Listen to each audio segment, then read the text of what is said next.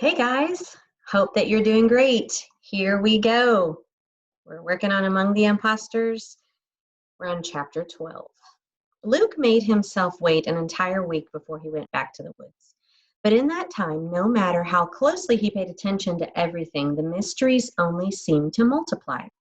For example, by the end of the week, Luke was even more baffled by the lack of windows than ever before, because he'd discovered there wasn't a single window in the entire place. Can you believe there wasn't any windows? That's crazy. To learn that, Luke had to make himself figure out the floor plan of the entire school. He had to be sure that he peeked into every classroom, every sleeping room, every office. One morning at breakfast, he even pretended to get turned around and plowed straight into the kitchen.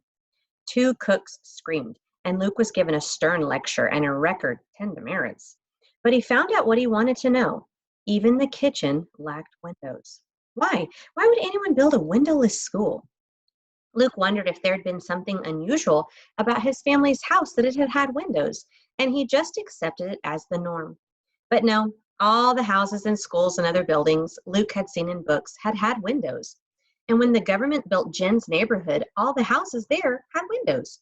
And Jen's family and their neighbors were barons, and if barren houses had windows, why didn't barren schools? Luke couldn't figure out the boys either. They were rocking boys in most of the classes, he realized now. Several times Luke had practically hypnotized himself staring at them, but they seemed harmless enough. The boys who worried Luke were the ones he called the starers, the ones who looked back when he looked at them. All the hall monitors were starers. So was Jackal Boy. Luke tried to tell himself that the starers bothered him only because he'd spent so much time in hiding.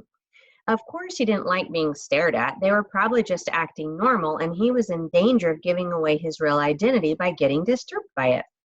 Somehow, he couldn't believe that. At night, when Jackal Boy tormented him, Luke kept his eyes trained carefully on the ground, but he could feel Jackal Boy's gaze on the side of his face as definitely as he would feel a slap or a punch. "Say, I'm an ex-nay of the worst order," Jackal Boy ordered him as usual one evening. Luke mumbled the words. He wondered what would happen if he looked up and unleashed his questions on Jackal Boy. Why do you stare? Why aren't there any windows? Why don't you ever go outside? Why was the door open that day? And finally, are there any other shadow children here? But of course, he couldn't ask Jackal Boy. Jackal Boy thought it was funny to make Luke wave his arms for 5 minutes straight. Jackal Boy was only interested in humiliating Luke. He'd probably think it was amusing to tell the population police, "I know where you can find a third child. How big is my reward?" So Luke bit his tongue and gritted his teeth and touched his finger to his nose 50 times as ordered. He jogged in place until his legs ached. He reached for his toes again and again until Jackal Boy said in a bored voice, "Get out of my sight." Luke crawled into bed, unsure whether to be relieved that he hadn't blown his cover or disappointed that he hadn't found the answers to his questions. That night in bed, he was too busy puzzling over all his mysteries to even think about whispering his own name. When he had his pretend conversations, he asked advice instead of offering apologies.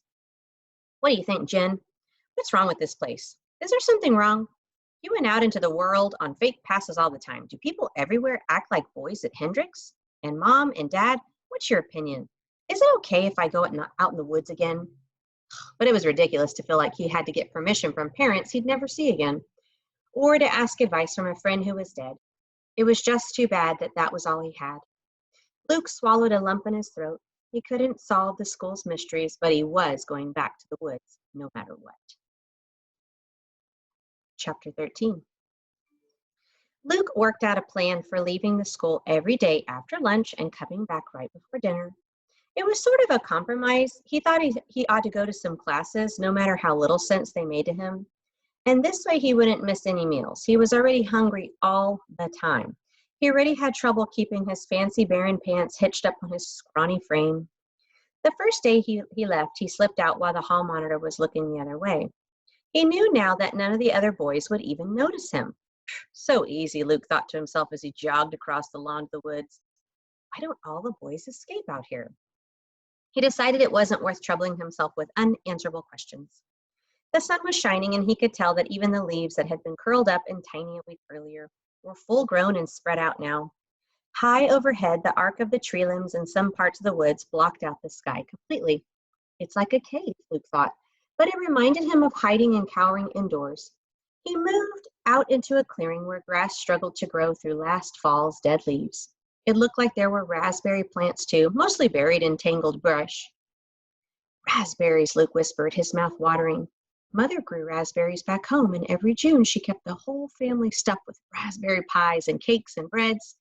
She made raspberry jam too and spread it on her toast and spooned it into their cornmeal mush all year long. Luke eagerly searched the branches in front of him. Tasting a raspberry would be like visiting home, just for a minute, but there weren't any berries yet, only an occasional bud. And it was likely the weeds would choke out those buds before they matured, unless Luke cleared the brush around them. It only took Luke 10 or 15 minutes to pull the weeds and give the raspberry plants room, but by the time he was done, he had a full-blown idea in his head. He could grow a whole garden out here. Surely no one would mind or even find out. In his imagination, he saw neat rows of sweet corn, tomato plants, and peas. He could put strawberries and blueberries over the side at the clearing where they'd get some shade. He'd want beans too. Squash wasn't practical because it wasn't much good raw, but there was always cucumber and zucchini, cantaloupe and watermelon. Whew, Luke's stomach growled. Then he remembered seeds. He didn't have any. Luke's dream instantly withered. How stupid was he that he thought he could grow a garden without seeds? Luke could imagine how Matthew and Mark would make fun of him if they knew. Even Dad and Mother would have a hard time not laughing just a month away from home, and he'd already forgotten what you needed for a garden. Luke stared at the measly raspberry plants in disappointment. Then he could almost hear Mother's voice in his ears. Make the best of what you've got. How many times had he heard her say that? Even one raspberry would be delicious, and maybe he could find blueberry or strawberry plants somewhere in the woods and transplant them.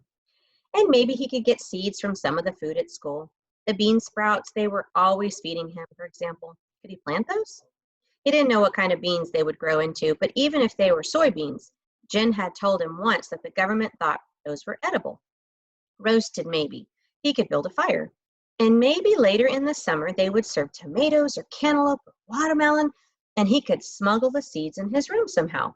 It would be too late for planting by then, but he could save the seeds for next year. It made Luke's throat ache to think of staying at Hendrick's school a whole year. A whole year without his family, a whole year of grieving for Jen, a whole year of not speaking to anybody but Jackalboy, a whole year of having nothing but a fake name and clothes that didn't fit. Luke stood up and planted his feet firmly on the ground. I have the woods, he said aloud. I'll have the garden. This is mine.